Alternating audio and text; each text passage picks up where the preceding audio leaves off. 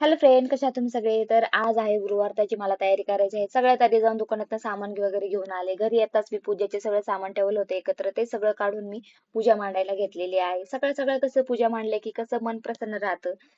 तर मी सगळ्यात आधी पूजा मांडायला घेतलेली आहे. परत मला संध्याकाळी सवासण्या वगैरे बोलवायचे आहेत, तर उशीर होईल खूप. तर सकाळीच मी पूजा मांडून घेतलेली आहे. आणि आज माझा बेत होता बासुंदी, चपाती, मेथीची भाजी, लोणचं, पापड. मी हे बेत ठेवलेला आहे.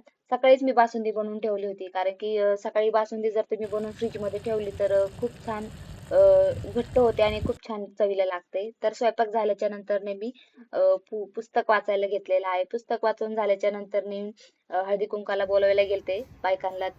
तिथल्या बायका आल्या गावातल्या.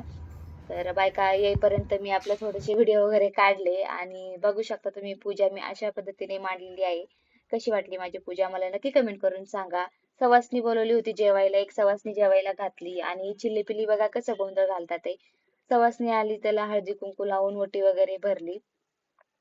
जेवण तर असं खूप छान झालं म्हणल्या त्या.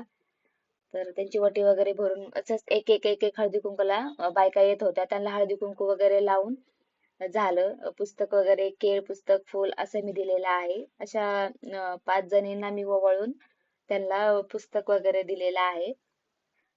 तर ह्या सुद्धा कामाला गेल्या होत्या. त्यांना फोन केला, त्या म्हटलं हळदी कुंकूला या, तर ते लवकर आलेले आहेत. तर हळदी कुंकाचा कार्यक्रम माझा खूप छान पार पाडलेला आहे. मार्गशीर्षच्या महिन्यातला हा शेवटचा गुरुवार होता. सगळा कार्यक्रम छान झालेला आहे. तर आता खूप पण भूक लागलेली आहे. तर आपण भेटूया पुढच्या ब्लॉग मध्ये. Bye bye.